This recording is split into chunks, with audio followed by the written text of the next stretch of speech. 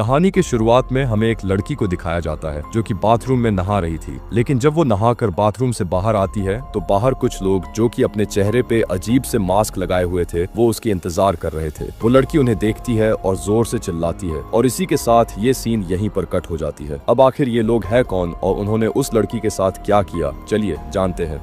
तो कहानी की शुरुआत में हमें फरहाना नाम की एक औरत को दिखाया जाता है जो कि एक मुस्लिम फैमिली से है। साथ ही फरहाना की शादी भी हो चुकी है। फरहाना का हस्बैंड और उसके 3 बच्चे उसी के घर में रहते हैं। इन तीनों में से 2 बच्चे स्कूल जाने वाले हैं और एक गोद में है। फरहाना के फादर की जूते की दुकान है जिसमें फरहाना का पति भी काम करता है। अभी के टाइम पर यह दुकान इतनी नहीं चलती, लेकिन एक समय ये दुकान इतनी चलती थी कि इसी की कमाई के जरिए फरहाना के पिता ने अपनी तीनों बेटियों की शादी की थी। साथ ही फरहाना का पति बहुत ही सीधा साधा आदमी है, लेकिन उसकी आमदनी इतनी भी नहीं है कि वो अपने बच्चों को स्कूल में पढ़ा पाए। अब घर के ऐसे हालात को देखकर फरहाना अपने फादर से पूछती है कि अगर आप कहें तो मैं कोई जॉब कर लूं। लेकिन फरहाना के अब्बू पुराने ख्यालात के आदमी थे। उनको घर की औरतों को बाहर काम करना बिल्कुल भी पसंद नहीं था। यहाँ तक कि फरहाना के पास अपना मोबाइल फोन भी नहीं है। जो भी फोन आता है वो घर के लैंडलाइन पर ही आता है, जिसे रिसीव करने तक की इजाजत फरहाना को नहीं होती। अब कोई रास्ता न देखते हुए फरहाना अपने पड़ोसी से कुछ पैसे उधार मांगती है ताकि घर का खर्चा चल पाए।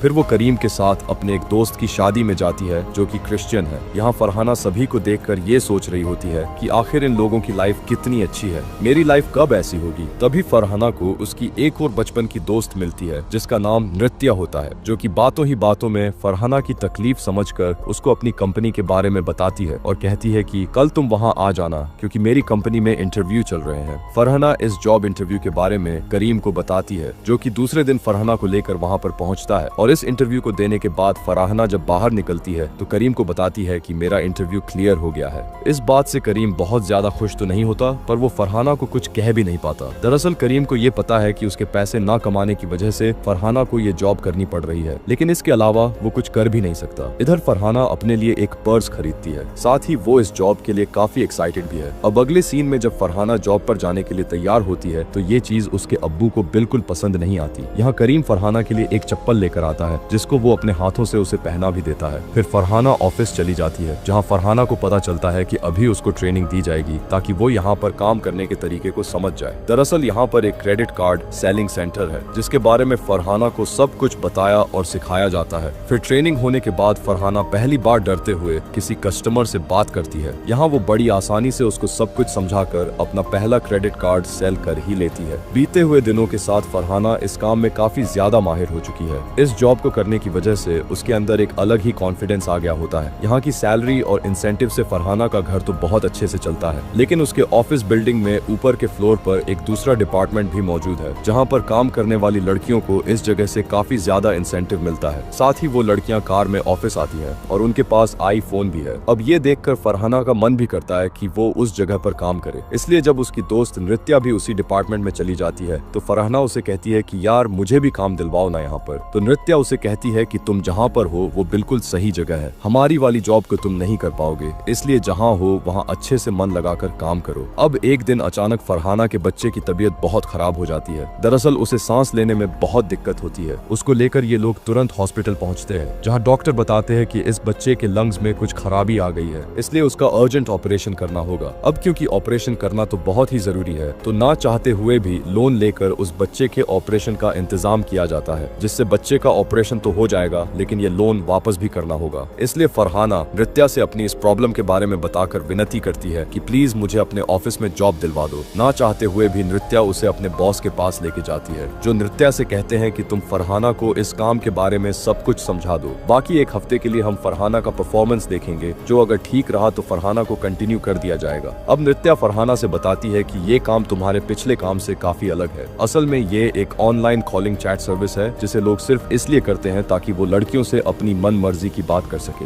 यहाँ एक तरह से हमें लोगों से अश्लील बातें करनी पड़ती है। जितना देर तुम किसी कस्टमर से बात करोगी उतना ज्यादा तुम्हारा पैसा बनेगा। साथ ही यहाँ के कुछ नियम भी है, जैसे कि तुम किसी कस्टमर को अपने बारे में कुछ भी नहीं बता सकती, यहाँ तक कि अपना असली नाम भी नहीं। और अगर किसी ने ऐसा किया तो विवेक उसकी कंप्लेंट बॉस से कर देगा, जिसके बाद उस लड़की को निकाल दिया जाएगा। यहाँ विवेक की बात करें तो उसकी यहाँ यही मेन जॉब है कि वो सारे कॉल्स को रिकॉर्ड करके उनकी रिकॉर्डिंग सुनता है। अब ये सब बताने जाने के बाद नृत्या अपने क्लाइंट से बात करने लग जाती है, जिनकी बातों को सुनकर फरहाना को काफी बुरा लगता है। यहाँ तक कि जब वो घर जा रही होती है तो उसे ऐसा लगता है कि जैसे सब उसको गलत नजर से देख रहे हो। इसलिए वो मन बनाती है कि वो अपनी पुरानी जॉब पर ही कायम रहेंगी। यहाँ फरहाना को परेशान देखकर करीम उससे इसके पीछे का कारण पूछता है। फरहाना उसे बताती है कि आज एक कस्टमर ने मुझसे काफी बुरी तरीके से बात की। करीम हंसते हुए उससे कहता है, अरे इसमें घबराने की क्या बात है, ये तो जॉब का पार्ट है। जैसे कि मैं रोज अपनी दुकान में लोगों के पैरों में चप्पल या जूते पहनाता हूँ, पर मैं बाहर ऐसा नहीं करता। तो जब तक जॉब करने के दौरान कोई तुमसे किसी भी तरह बात करे वो बिल्कुल ठीक है, लेकिन जॉब के बाहर अगर वो ऐसा कर रहा है तो उसको सबक सिखाना बनता है। अब करीम की इस बात से फरहाना को थोड़ी हिम्मत मिलती है, इसीलिए वो दोबारा से उसी ऑफिस में पहुंच जाती है, जहां वो नृत्या से पूछती है कि आखिर ये लोग ऐसी बातें करते क्यों हैं? साथ ही लड़कियां यहाँ पर कैसे काम कर लेती हैं? ये तो गलत है ना। नृत्या फरहाना को समझते हुए कहती है कि यार ये सिर्फ एक सर्विस है, जिसके जरिए लोग अपनी मन की उन बातों को एक अजनबी से कह पाते हैं जो वो अपनी बीवी से नहीं कह सकते। कम से कम ये लोग राह चलती लड़की के साथ गलत तो नहीं करते। अब फरहाना को इतना समझाने के बाद वो लोगों से बात करने की काम में लग जाती है, जिस दौरान उसके पास काफी अजीब अजीब लोगों की बात करती है। इस ऑफिस में सोफिया नाम की एक लड़की भी काम करती है, जो कि सबसे ज्यादा बात करके हमेशा टॉप पर बनी रहती है। खैर अगले दिन भी फरहाना का स्ट्रगल जारी होता है। वो किसी भी क्लाइंट से बात करने में कंफर्टेबल फील नहीं करती है। तभी उसके पास एक क्लाइंट का फोन आता है जो उससे अश्लील नहीं बल्कि काफी रिस्पेक्ट देकर बात करता है। अब ये सुनकर फरहाना काफी खुश होती है। उसे लगता है कि ये आदमी दिल का बहुत अच्छा है। यहाँ जिस आदमी ने फरहाना को कॉल किया था उसका नाम डेलन था, पर वो अपना नाम फरहाना को नहीं बताता। फरहाना भी रूल के हिसाब से उसे अपना नाम ईशा बताती है, जिसके बाद फरहाना और डेलन के बीच रोज लंबी लंबी बातें होना शुरू हो जाती है, जिससे फरहाना का परफॉर्मेंस काफी अच्छा हो जाता है और अब उससे आगे सिर्फ सोफिया होती है। अब एक दिन डेलन से फरहाना बताती है, मैं जल्द ही इस जॉब को छोड़ने वाली हूँ क्योंकि मुझे ये काम सही नहीं लगता। इस पर डेलन उसे कहता है कि ईशा नहीं, ऐसा मत करो, मुझे सिर्फ तुमसे बात करने में अच्छा लगता है। हम दोनों के बीच एक अजीब सा कनेक्शन बन गया है। अब डेलन की ये बात फरहाना को काफी अच्छी लगती है और वो इस जॉब को कंटिन्यू करने का इरादा कर लेती है। अब एक दिन ऐसे फरहाना से बात करते वक्त डेलन फरहाना की बातों से जान जाता है कि वो एक मुस्लिम है, जिससे फरहाना थोड़ा चौंक जाती है। लेकिन अब तक वो बात करके डेलन पर इतना भरोसा तो करने लगी है कि कम से कम अपने रिलीजन के बारे में उसको बता पाए। अब यहाँ इनकी बातों को विवेक काफी गौर से सुनता है, क्योंकि उसको पता है कि डेलन और फरहाना के बीच कुछ तो पक्का चालू हो गया है। अब डेलन फरहाना से कहता है कि अभी तो रमजान का महीना चल रहा है, तो तुम रोजे रखकर इतनी बात कैसे कर लेती हो? वो फरहाना को आराम करने के लिए बोलता है। इस दौरान वो उसको अपना म्यूजिक भी सुनाता है। वो कुछ देर के बाद कहता है कि मैं तुम्हें एक गिफ्ट देना चाहता हूँ। फरहाना उससे कहती है कि आप मेरी जगह किसी भिखारी को दे दीजिएगा, यही मेरे लिए सबसे बड़ा गिफ्ट होगा। अब घर जाते वक्त मेट्रो स्टेशन पे फरहाना एक भिखारी के पास ईशा नाम का एक पैकेट देखती है, जिसके बारे में पूछने पर वो भिखारी बताते हैं कि ये मुझे एक आदमी ने दिया है। उसने ये ईशा नाम की लड़की को देने के लिए कहा है और साथ ही उन्होंने मुझे काफी पैसे भी दिए।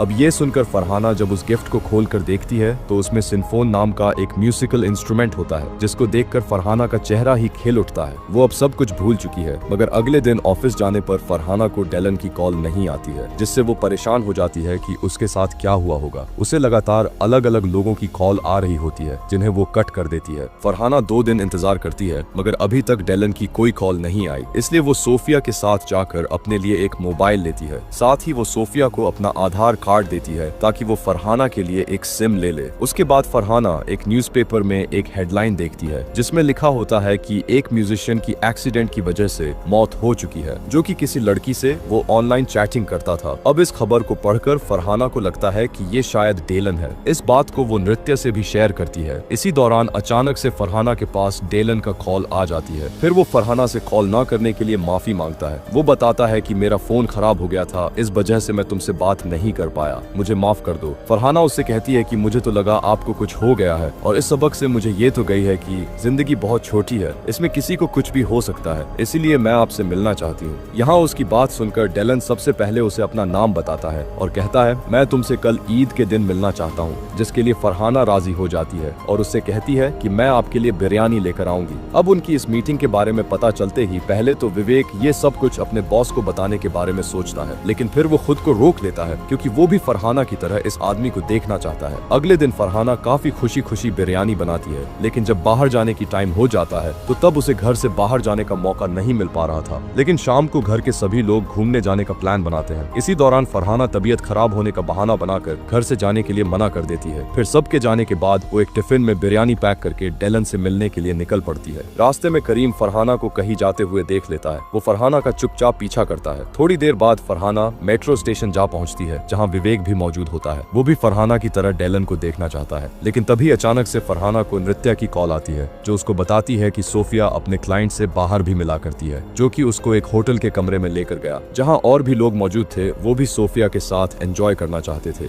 इस अफरा तफरी में गलती से सोफिया के गले में एक धारदार चीज घुसने की वजह से उसकी मौत हो गई। दरअसल मूवी की शुरुआत में इसी सीन को दिखाया गया था। अब ये बात सुनकर फरहाना के पैरों तले जमीन ही खिसक जाती है और वो उस बिरयानी वाले टिफिन को वहीं छोड़कर वापस घर आ जाती है, क्योंकि उसका भी केस सोफिया की तरह हो सकता था। पर जब वो वापस आती है तो घर पर पहले से पुलिस मौजूद होती है, जो कि सोफिया के लिए आई है, क्योंकि सोफिया के पर्स से उन्हें फरहाना का आधार कार्ड मिला है, जो कि वो सोफिया से वापस लेना भूल गई थी। फिलहाल पुलिस वाले फरहाना से पूछताछ करके चले जाते हैं और फरहाना के फोन के बारे में पता चलने के बाद और ये सब कुछ होने की वजह से फरहाना के अब्बू उस पर काफी गुस्सा करते हैं, मगर करीम उससे एक शब्द भी नहीं कहता। बल्कि अगले दिन जब फरहाना नृत्या को कॉल करके जॉब पर आने से मना कर देती है, तो करीम उससे कहता है कि तुम अगर ऐसे अचानक जॉब पर जाना छोड़ दोगी तो लोगों को लगेगा कि जरूर तुमने कुछ किया है, इसीलिए तुम्हें वहाँ जरूर जाना चाहिए। यहाँ करीम की बात मानकर फरहाना दोबारा से ऑफिस जाती है, जहाँ सोफिया की मौत की वजह से सभी लड़कियों को यहाँ के नियम अच्छी तरह बताए जाते हैं। साथ ही उन सभी को सिक्योरिटी पर्पस के लिए पेपर स्प्रे भी दिया जाता है। इसके बाद सभी अपने काम पर लग जाते हैं। इसी दौरान डेलन की कॉल फरहाना को आती है, जिससे फरहाना बड़े ही प्रोफेशनल अंदाज में बात करने की कोशिश करती है। डेलन फरहाना से पूछता है कि कल आप मुझसे मिलने क्यों नहीं आए। फरहाना उससे रूड होकर कहती है कि हम कभी नहीं मिलेंगे और अब से मैं तुमसे इस तरह बात नहीं करूंगी। यहाँ मैं अपना काम करने के लिए आती हूँ, न कि कोई रिश्ता बनाने। फरहाना की ये सभी बातें सुनकर डेलन फोन कट कर देता है, जिसके कुछ दिनों के बाद तक उसका कोई फोन नहीं आता। फिर एक दिन डेलन के बारे में बात करते वक्त नृत्या फरहाना से कहती है कि तुम्हें उससे पहले सारी बात समझनी चाहिए थी, उससे ऐसे रूडली बिहेव नहीं करना चाहिए था। अगर अब उसका फोन आता है तो तुम पहले उसको सब कुछ अच्छे से बताना। फिर ये बात सुनकर फरहाना डेलन को सब कुछ सच बताने का मान जाती है। तभी अचानक से डेलन का फोन आता है। फरहाना कुछ कह पाती इससे पहले वो फरहाना से कहता है कि तुम्हें लगता है कि तुम मुझसे बात नहीं करोगी तो मैं तुम्हारे बारे में पता नहीं लगा पाऊंगा। बीते दिन जब मैंने तुम्हें फोन नहीं किया तो उस वक्त मैं तुम्हें फॉलो कर रहा था, तुमने मुझे मना किया है और अब तुम देखो मैं तुम्हारे साथ क्या करता हूँ। यहाँ डेलन फरहाना का असली नाम लेकर उसे पुकारता है। साथ ही वो उसके ऑफिस से लेकर घर तक का एड्रेस भी जान चुका है। वो कहता है कि मैं तब तक तुम्हें फॉलो करता रहूंगा जब तक तुम सबक सीख कर मुझसे खुद मिलने नहीं आ जाती। डेलन की ये सभी बातें सुनकर फरहाना काफी ज्यादा घबरा जाती है। वो डरते डरते अपने घर जाती है, क्योंकि उसे लग रहा होता है कि डेलन कहीं उसका पीछा ना कर रहा हो। इधर घर में पहुंचते ही वहाँ पर ईशा नाम का एक पार्सल आया होता है। इसको देखकर करीम उससे ये कहकर वापस दे देता है कि इस एड्रेस पर कोई ईशा नाम की लड़की नहीं रहती। अगले दिन ऑफिस में फरहाना को डेलन जब फिर कॉल करता है तो वो डेलन से कहती है कि तुमने अगर मुझे परेशान करना बंद नहीं किया तो मैं पुलिस में तुम्हारी कंप्लेन कर दूंगी। डेलन कहता है कि तुम शौक से कंप्लेन करो और एक चीज याद रखना, मेरे पास तुम्हारे सारे कॉल रिकॉर्डिंग मौजूद है, जो कि मैं तुम्हारे पति और परिवार वालों को दिखा दूंगी। अब ये सुनकर फरहाना को बिल्कुल भी समझ में नहीं आता है कि वो करे क्या। साथ ही वो जब घर जा रही होती है तो वो देखती है कि कोई काली शर्ट पहना हुआ आदमी उसका पीछा कर रहा है, जिसे वो चकमा देने की कोशिश करती है। और यहाँ फरहाना को पता चलता है कि वो कोई और नहीं बल्कि उसका पति करीम है। घर पहुंचकर वो इस बारे में करीम से सवाल करती है कि अगर तुम्हें मुझ पर शक था तो मुझे नौकरी पे क्यों भेजा। जवाब में करीम उसे वही बिरयानी वाला टिफिन दिखाते हुए कहता है कि उस दिन भी मैंने तुम्हारा पीछा किया, जहाँ मुझे समझ में आ गया कि तुम्हें किसी से कोई खतरा है, इसीलिए मैं तुम्हारा पीछा इस तरह करता हूँ, इसलिए कि कोई तुम्हें नुकसान ना पहुँचा पाए। बाकी तुम मुझे कुछ बताओ या नहीं, मैं तुम्हें कुछ नहीं पूछूंगा, मगर कल से तुम्हें छोड़ने और लेने मैं ही आऊंगा। इस बात को मानकर फरहाना रोज करीम के साथ ऑफिस आने और जाने लग जाती है। इधर विवेक को पता चलता है कि डेलन फरहाना को कैसे टॉर्चर कर रहा है, इसलिए वो कुछ ऐसा सिस्टम कर देता है कि डेलन की कॉल फरहाना को छोड़कर बाकी सभी लड़कियों के पास आए। इस बात से डेलन तो पूरी तरह बौखला जाता है, इसलिए वो अगले दिन आकर देखता है कि फरहाना ऑफिस अपने पति के साथ आ रही है, इसलिए वो गुस्से में करीम का एक्सीडेंट करवा देता है। फिर वो करीम के फोन को चुरा कर फरहाना को कॉल करके बताता है कि तुम्हारे पति को मैंने सजा दे दी है जो तुम्हें मिलनी चाहिए थी, बाकी तुम चिंता ना करो क्योंकि वो बच गया है और हॉस्पिटल में है। अब ये सुनते ही वो तुरंत करीम को देखने के लिए हॉस्पिटल जाती है, जहाँ हम देखते हैं कि करीम के पैर में चोट आई है, बाकी कोई सीरियस बात नहीं है।